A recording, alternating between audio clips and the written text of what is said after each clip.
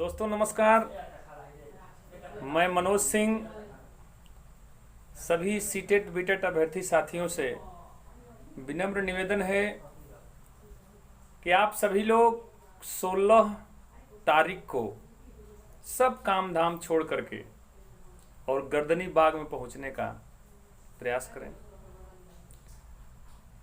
और एक बात मुख्य बिंदु ये है कि तमाम लोग यूट्यूब पर बना रहा है, यूट्यूब पर तमाम लोग दिखा रहा है कि ये शिक्षा मंत्री होंगे, वो शिक्षा मंत्री होंगे।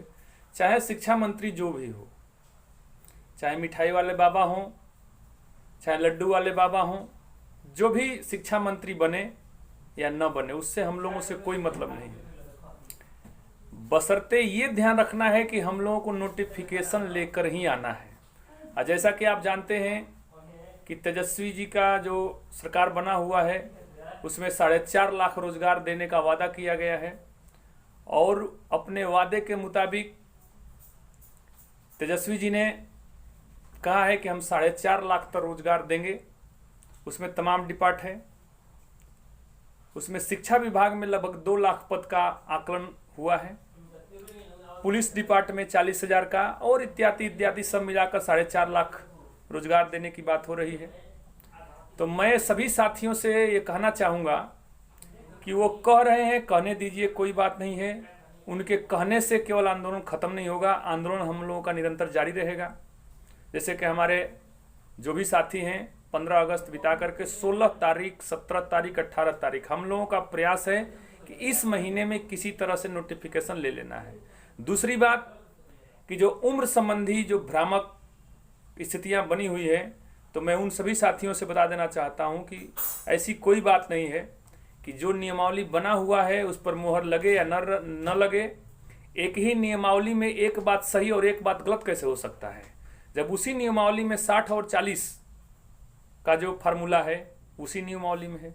10 बरस का एज में प्रत्येक कोटि के अभ्यर्थियों को छूट है, उसी नियमावली में है। तो जब एक ही नियमावली में 2 प्रकार की स्थिति कैसे हो सकती है, या तो वह पूरी तरह गलत है या तो पूरी तरह सही है। जब नियमावली बनेगी तभी तो मोहर लगेगी। आप जानते हैं कि 16 तारीख से कैबिनेट का विस्तार होने वाला है, मंत्रिमंडल का विस्तार होने वाला है और 24 तारीख को कैबिनेट की प्रथम बैठक है। और प्रथम बैठक में ही तेजस्वी जी ने कहा है कि हम पहले ही कलम से शिक्षकों का नियोजन का बहाली शुरू कर देंगे।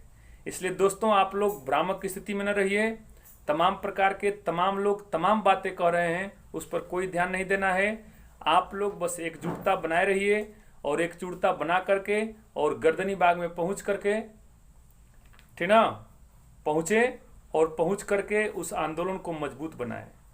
क्योंकि कहा जाता है कि जिस ओर जवानी चलती है उस ओर जमाना चलता है।